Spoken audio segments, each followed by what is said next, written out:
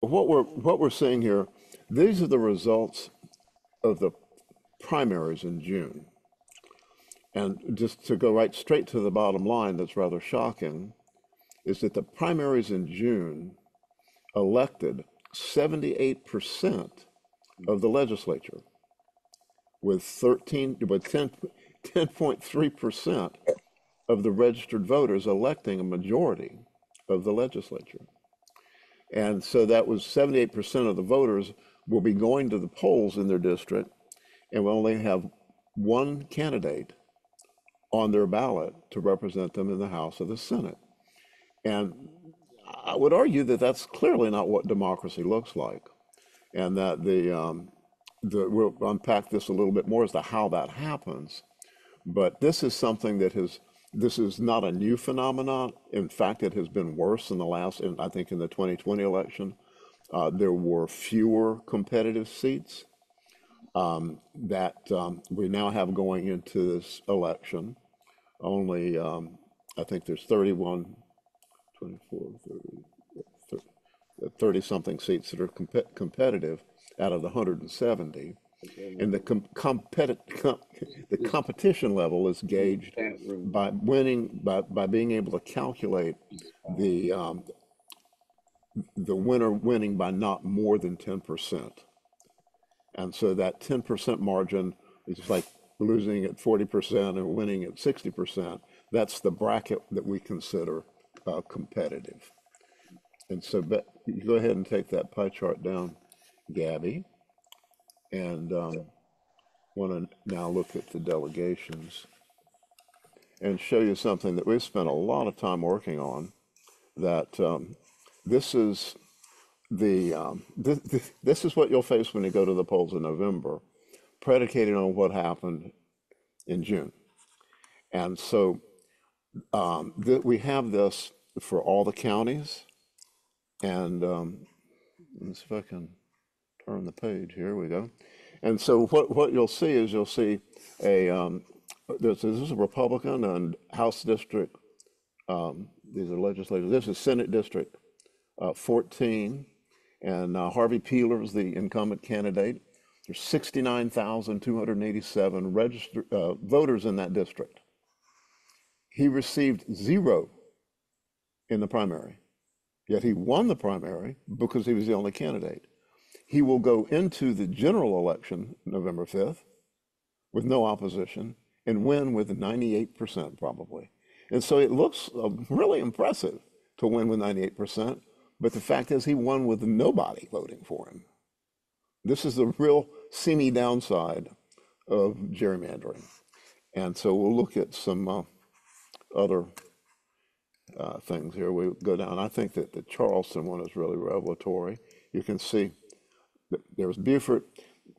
Leaning R means that they are within that striking distance of probably being the one that's going to win, that their opposition, let's say they've got major party opposition.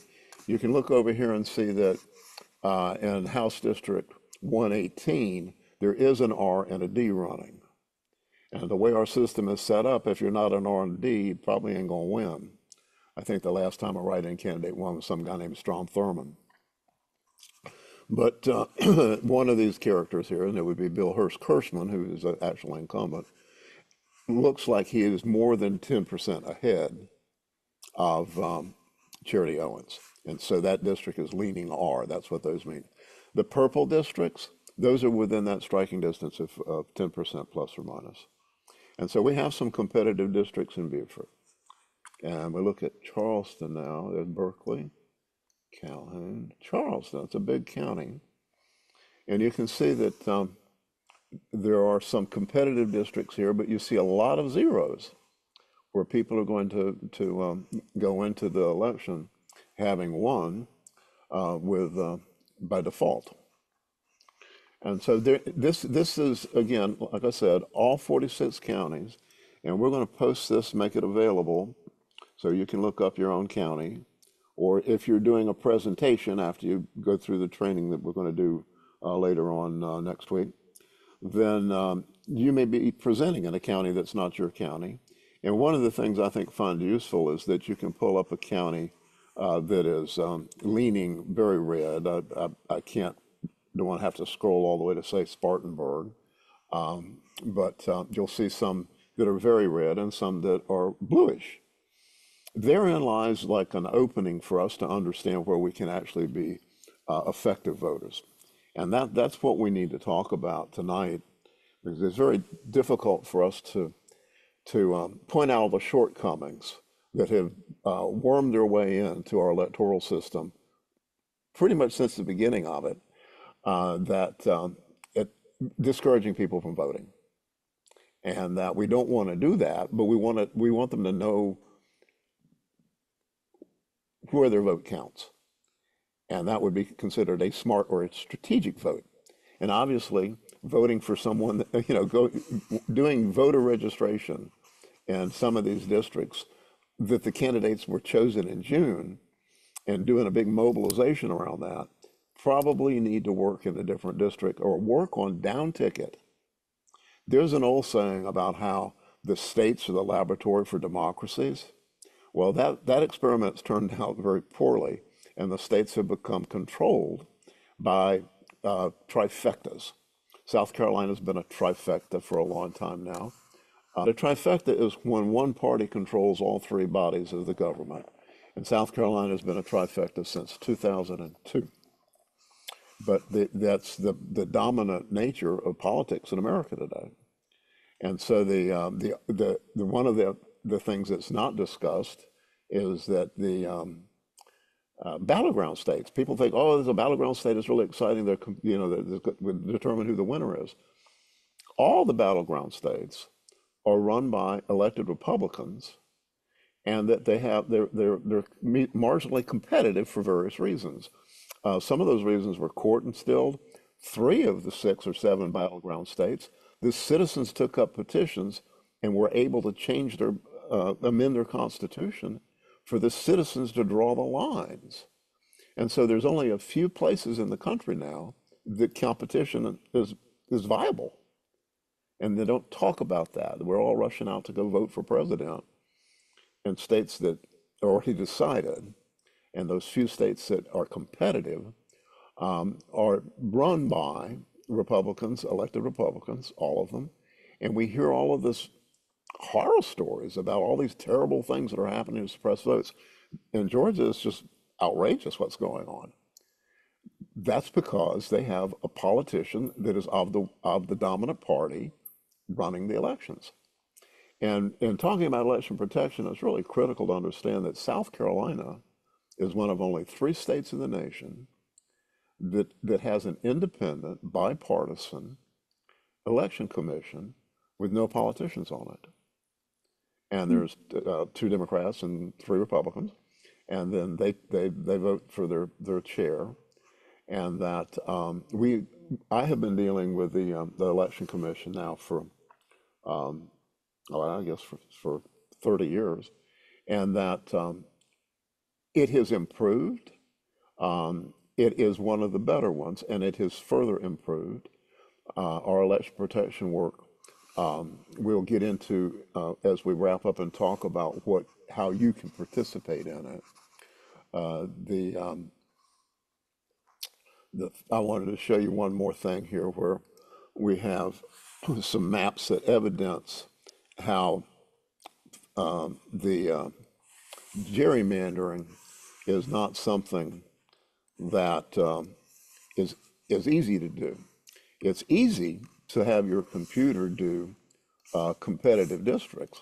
You can get a free application on your computer and do pretty much what we've done.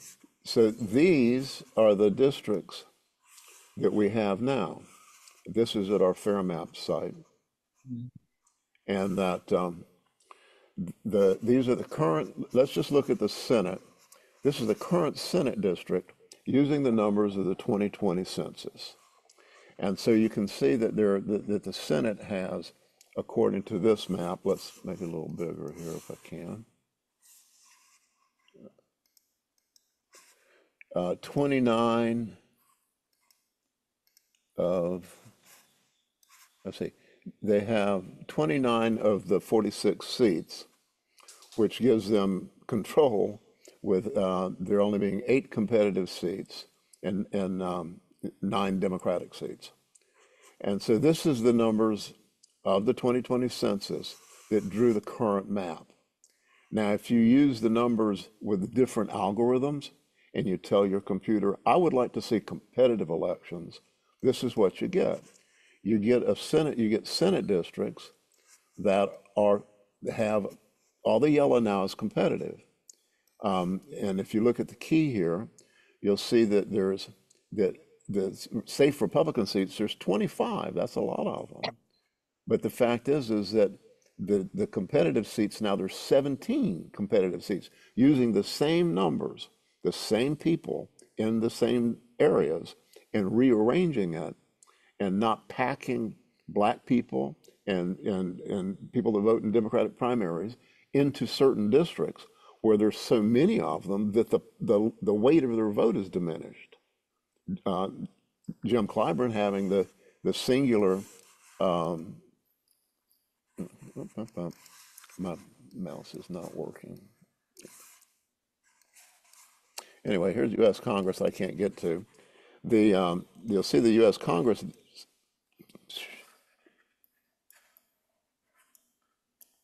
There we go. This is U.S. Congress. Jim Clyburn. We have one congressman. There's 7 districts. A third of the people in South Carolina, before we had 7 districts, a third of the people are people of color. And so just on that superficial level, 2 of the districts in South Carolina should be competitive for Democrats. So if you use the numbers and you set your algorithm machine at competitive, that's what it can look like. So now that Democrats have no safe seats, but there are 4 competitive seats. And so this metric creates a sensible middle where the people that win have to convince people that don't look or think like them to vote for them. And it requires compromise to make more people happy. And so this plan, using the same numbers, could have created tomorrow. There's no limit to when you can do redistricting. We could do another one tomorrow if we could force a people's redistricting commission through the legislature. We have a plan for that, but that's down the road. We've got some work to do to get there. But that when you create this sensible middle, neither party has enough to pass legislation by themselves. Right now, the Republicans control the House, the Senate, and the executive, and they appoint the judiciary, and they run the whole show, and they can pass legislation, and they have a supermajority that is veto proof. So we can't change anything, folks. We can't vote our way out of this problem. We got to organize our way out of this problem. One of the things that happened in the 1895 Constitution was because there were more black people in South Carolina than there were white people, and if they could vote, they could take over. The power of the executive was devolved in the 1895 Constitution, given to the senators, and the Confederacy held the senators, one white senator per county who ran everything, just like in the movies. And that power has been, over the decades, pushed back up into to the executive. But where we are now is something that it turns the whole concept of the devolution of power and the evolution of power in the executive on its head. Because in 2026, the next midterm election, when the executive offices are going to be elected, they're constitutional officers, by the way. The offices of the governor and the attorney general and the superintendent of education and some other officers are in the Constitution. So this is not a law that can be changed, because you can't just change the Constitution easily, and the people have to vote on it to change it. So in 2026, those elections are up again, and that those seats that I mentioned, the governor and the attorney general and the superintendent of education, have not been won by more than how many votes, Kyle? 100 185,000 is the average over the last 4 or 5 elections. Oh, you can't hear me? 185,000 is the average over the last 4 or Can 5 people hear election him? cycles. Yeah. Okay. And so that hundred and whatever thousand I couldn't hear is a fraction of the 500,000 registered black voters that historically are not voting in the midterm. And every 4 years, the midterm comes back up, and there's another cohort, another universe of young people from 18 to 24 that's been averaging about 120 to 130,000 people every 4 years. They will join the 500,000 older black people that aren't voting because they've learned that voting doesn't improve their life in South Carolina. We have not been able to see any type of progressive change in South Carolina, certainly since 2002, when the Republicans have run the entire show. And we're seeing it go pretty well south. I hate to say that. It's going downhill. The diminution of the positive popular involvement in, say, education in South Carolina has resulted in the PragerU coming to town and teaching children that they shouldn't even think about or talk about um, uh, their history and making them uncomfortable. And so the opportunities before us are predicated on a smart analysis and being able to convince people that we have a plan that will work. That plan this year is look at the places where your vote can make a difference in the legislature, look at the list that we'll post online, and look at the down ticket races, especially the school board races. I believe that education now, that the suppression of education, that the actual laws against teaching things that would make people uncomfortable because of the sins of their fathers is something that is like fuel on the fire of racial suppression and the lack of democracy. Because why don't they want us to know our history? Well, it's because they're benefiting from us not knowing our history.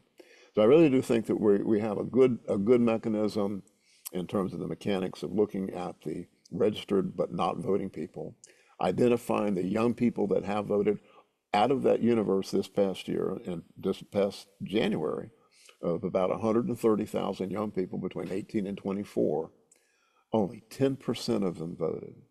10%. And so that's about 13,000 people around the state.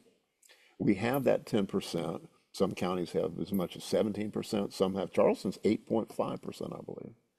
Out of 4,800 registered voters in Charleston, 700 and something have voted. That's all. But those are the ones that we want to tag and make heroes and lift them up and celebrate them in our communities as we move forward towards 2026 and 2030, that we create a young base of leadership that's supported by the communities that they live in, with some hope that if they organize, they can get something done.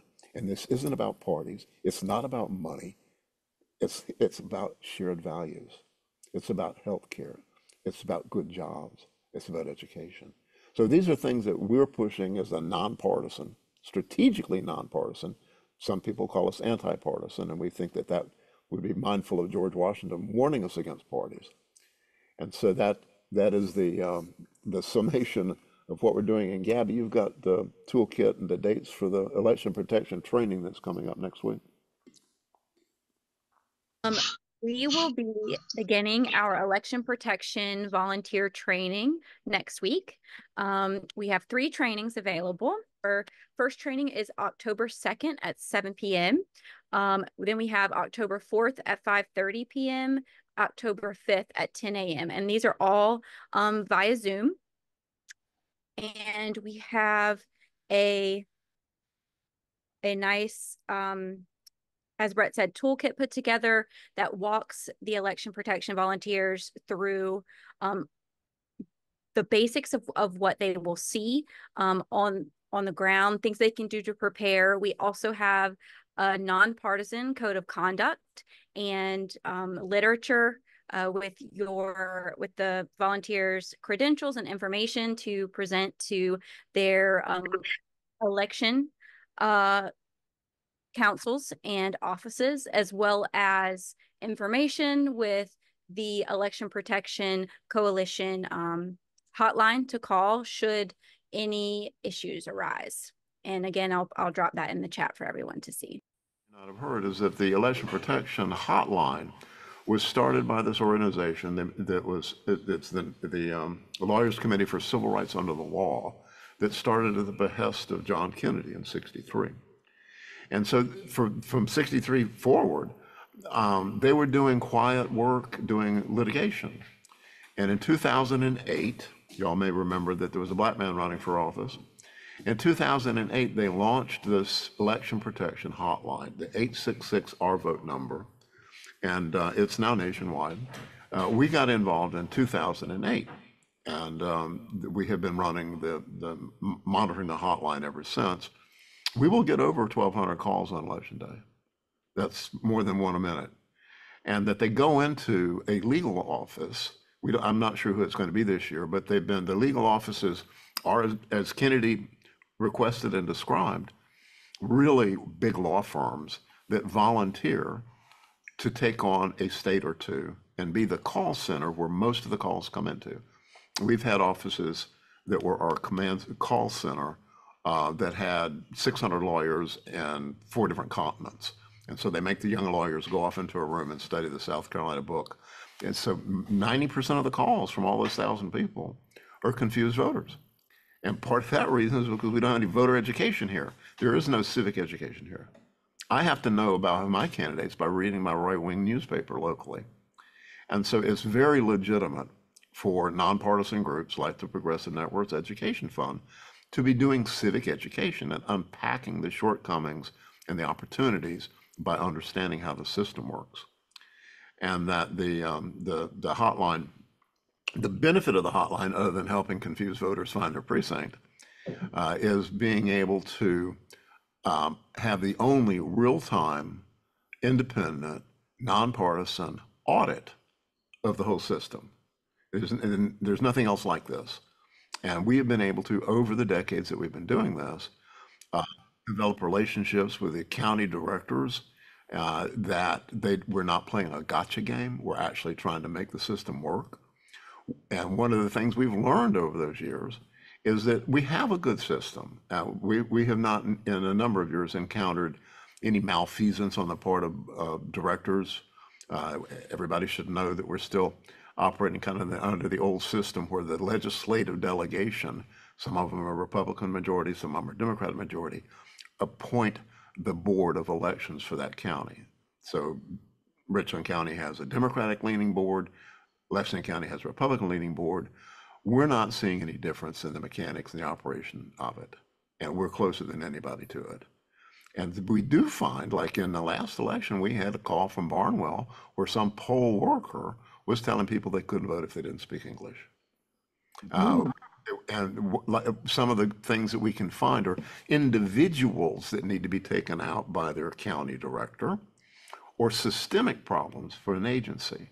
The Motor Voter Law, National Voting Rights Act, requires entities that have federal subsidies or deal with social work, the motor voter law. So people go and they get a driver's license and they're supposed to be able to register to vote.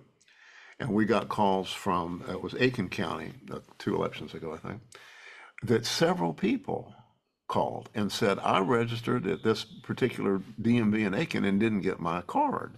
So we could find a systemic problem, pin it down to a locality and deal with the agency that caused it.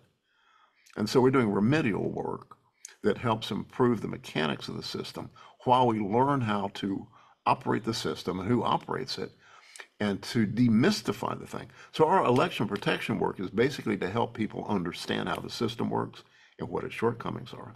And its shortcomings are many, but it's not in the machinery. It's not the stuff we hear online all the time about somebody stealing our votes. So people should promote the hotline. It's an easy way to get your troops, your church, your club, your civic organization.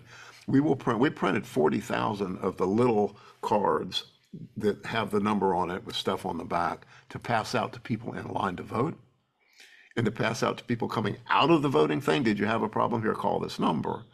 And that it's important that you understand, and that the people that you're handing this to understand, that this is an audit that can help fix problems in the future.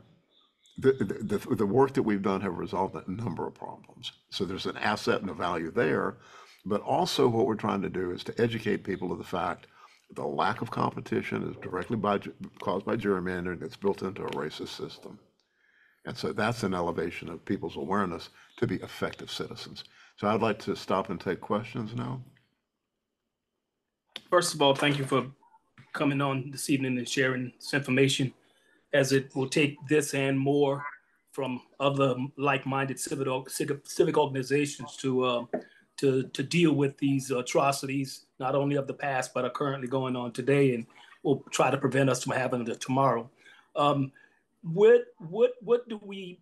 Part of the what I heard from you is that we can't vote our way out of this situation, and I understand what your premise is in that piece of the dialogue, but I feel that is the only way that we're going to make a dent into the entryway of eradicating some of these ill-proportionate, meaningful restrictions that are placed upon people of color and underserved and the disenfranchised to actually have a voting right within the state of South Carolina. Well, Sheldon, the fact is that we're not going to be able to change the state legislature until we can change the way that the districts are reapportioned. Sure. Get there from there. So that means, and we, the independently minded people that aren't the Democratic Party, that would be organizing around shared values, are going to be more trustworthy to people with our messages to be able to do things. We could make Richland County have instant runoff voting for all the officers, which would then be analogous to having some kind of proportional representation. I didn't mention, and this is important, I want to go back and do this, that of the at least 39 industrial democracies in the world, only one of them has a two-party system. Only one of them doesn't have healthcare as a right. Only one of them doesn't have education through college as a right. Only one of them doesn't have sick leave as a right. And we're living in it. And the fact is that the two-party system is not functional for democracy. We have a winner take all, and we know that the winner may not even get the popular vote because they control college. And so we've got to be mindful of the fact we've got to work around that. And if you stick with us and go through some of the stuff that we're doing and look at some of the campaigns that we've outlined, you'll see the strategy coming through where we can mobilize and do things in the blue counties that are now the laboratories of democracy that set models for things. We've got to model some of the things we believe in and the values we want to share. And we got to pick the legislative races that we can change. And a very prime example is the race in the fight that the NAACP had against Nancy Mace in the first district here in South Carolina. Well, we made a dent in the process, but then we get to the Supreme Court of these lands, these free lands of the United States, and they reminded us who placed them there and the decisions that they made. That it was a blow to the NAACP, but we're still leaning forward in that foxhole with reference to trying to bring forth the light of the redlining and how it was ill proportioned and illegal at said time when Nancy Mace won her race. You're right, Sheldon. Gabby? Yes, so I'd like to build off what Brett said, and this is something that I've come to realize from just work with some of our younger organizers, and it's just that we know that voting in these down ticket races in these local elections are important, but it's almost like where South Carolina is now, we're going to have to take it a step even further back, where we're going to have to reinvigorate our communities and reinvigorate the voters to make connections, especially post-COVID, make connections, understand what their role is as a citizen, understand their civic government, know who their neighbors are, which is why I think the election protection program that we're partnering with the NAACP is going to be amazing to get these people, re-engaged in their communities. And when you're re-engaged in your community for this election and you're making those connections and you're starting to learn what a down ticket race even is, then in 2026, we have more people who are engaged in their community, who are doing that grassroots work, who are contributing in mutual aid and showing up at the polls. And so I think before we can get to the point where we even have candidates that represent the people of their precincts, of their areas, we have to re-enliven our communities with a sense of hope and possibility, and that starts with I think tapping into our younger voters.